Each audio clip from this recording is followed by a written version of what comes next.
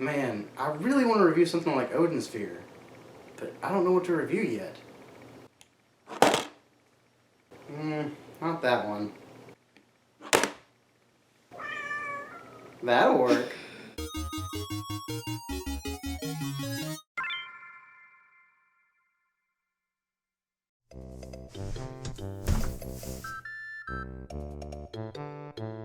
Hey friends, I'm Pragmatik and I had to talk about video games, and I have not done this intro in quite a while. But today we're going to talk about GrimGrimoire. Now Odin Sphere, one of the original games from Vanillaware, was actually the game that inspired me to create this channel. So I figured enough time has passed to review another Vanillaware game, and that's GrimGrimoire. We're doing GrimGrimoire, it was in the title.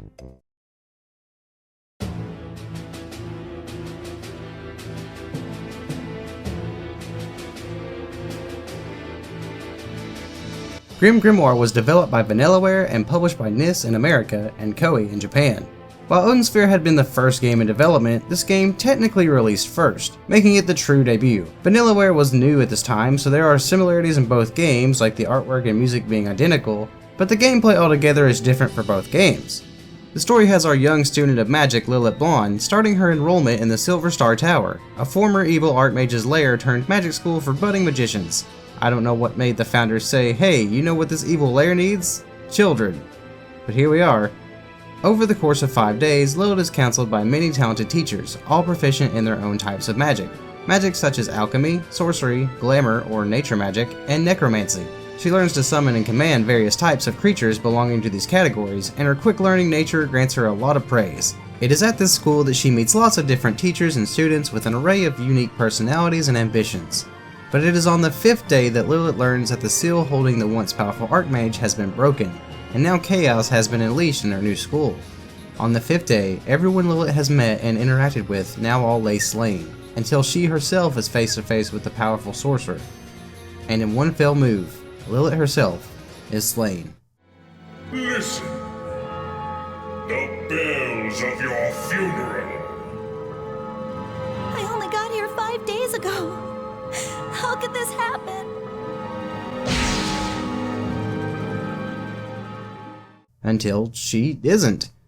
Lilith wakes up from a nightmare, finding herself back in the first night of her arrival, realizing that she is seeing everything for a second time, and she still contains the abilities and grimoires that contain her different creatures.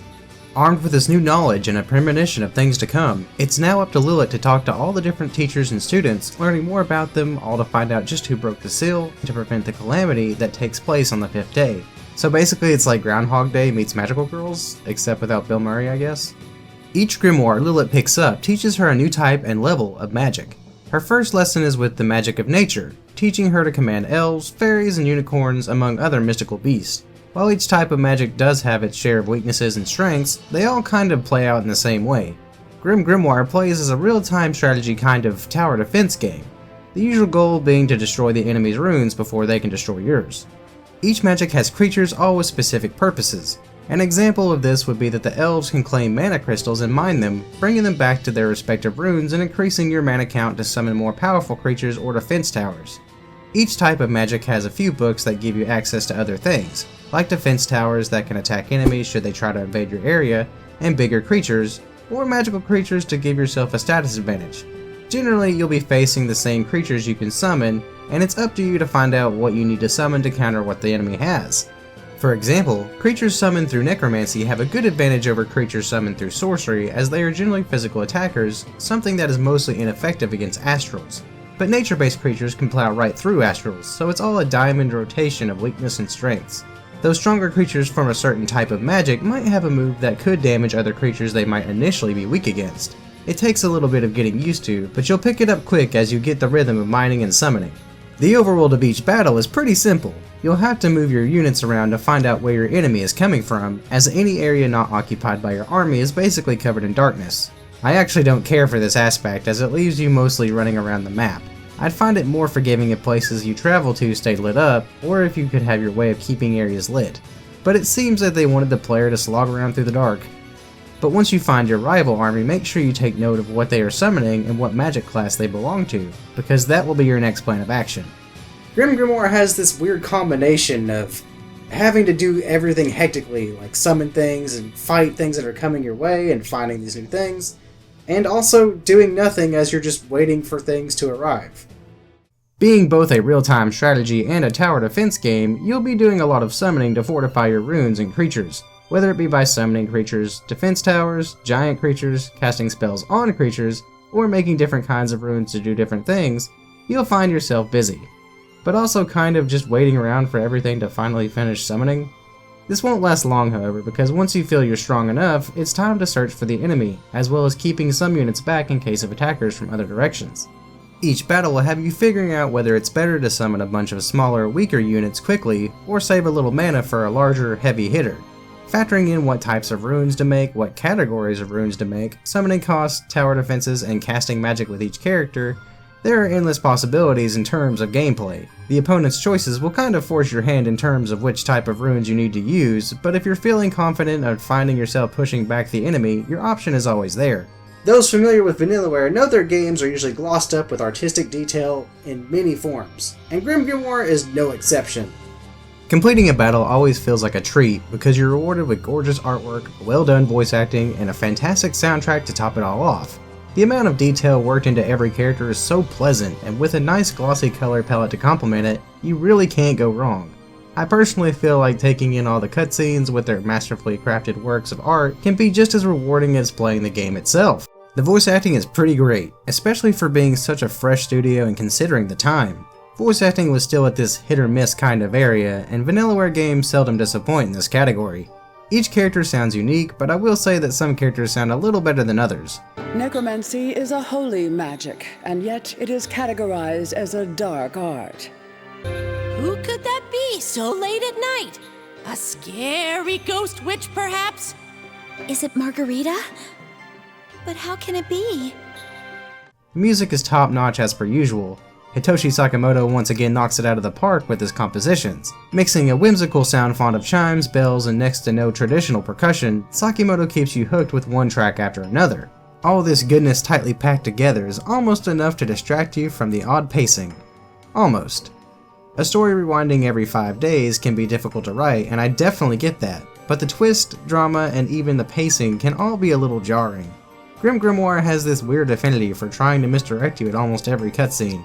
In an effort to keep you guessing, Lilith will discover more about each character, which will paint them in new lights. Previous characters thought to be evil, like the sorcery devil teacher known as Advocat, are shown to not be as bad as initially thought. It's not a bad thing, and it does help to keep you guessing, but it happens a little too frequently. Nearly every character almost seems like they have a reason for breaking the seal. It almost leaves you not wanting to trust anyone. If the morality shifts didn't happen quite as frequently, I probably wouldn't be complaining about it. It's really one of the few problems I have with this game. Another mild annoyance is that every character, while looking great and even having voices, feel the need to have some kind of tagline every time you select them. This happening every now and then would be one thing, but it's simply not the case. Every time you want a character to move or attack or anything, they have to give you this voice line that you're just dying to hear. Need to move your fairies? You get, Okay, fine. how about we move these ghost soldiers to the upper floor? How do they feel about it? It's my honor. These sorcery beasts feeling a little agitated? It's about time. Yep. This is a real-time strategy game, which means you'll be selecting and ordering these units frequently, so maybe it would have been better to dial it down just a bit. Anything else to complain about is pretty minor. The stage for every battle is pretty much the same, minus some obstacles and floor patterns. The darkness around the stage can really leave you grasping for straws on what rune to spawn, but mostly these are minor gripes and don't really take away from the game. If I'm being honest, this game didn't quite grip me as much as Odin Sphere did, but achieving that level of satisfaction is hard to do, and you don't really see the level of effort into real-time strategy defense games like GrimGrimoire achieves, so it's definitely worth your time. The constant feeling of being literally and mentally in the dark can be gripping, leaving you hungry to find out what happens next. The presentation is beautiful, and at its core, GrimGrimoire is just fun. I love the constraints of having to select a few runes to keep waves of enemies at bay. Battles are long and satisfying, and if you're wanting a different challenge or even a little more power in your corner, you can always try the bonus challenges, which set up different conditions. One of them giving you a ton of mana to start with, allowing you to go into big summoning sprees. The variety these bonus challenges offer adds to the playtime too, which altogether isn't terribly long. The music is catchy, none of the characters are particularly annoying and are well voiced, and the story does have a good way of swaying your opinion on certain characters and even leaves you guessing, even if it happens a little bit too frequently. GrimGrimoire is a great game if you're in the mood to fortify some defenses, command an army, and just see yourself obtaining victory, even if it takes a few tries, because the difficulty is a mix of hard and a little too easy. If you're feeling overwhelmed, you can always choose your difficulty level of normal, easy, and Sweet! Every Vanillaware game I played always has me enjoying the experience and hoping for the next one. GrimGrimoire is a title more than worthy of the Vanillaware name, and I hope you'll give it a try. Hopefully you're craftier than me and won't just try to spam summon unicorns to solve every problem. Thanks for watching! Lilith Blan, think about it. When you return, think hard about what to do. Thanks for checking out the video. Think you'll check out GrimGrimoire? Or have you already? Let me know down in the comments and tell me what you thought of it. Hit the like button and subscribe if you want to see more of my content. And as always, have a great day and keep it practical.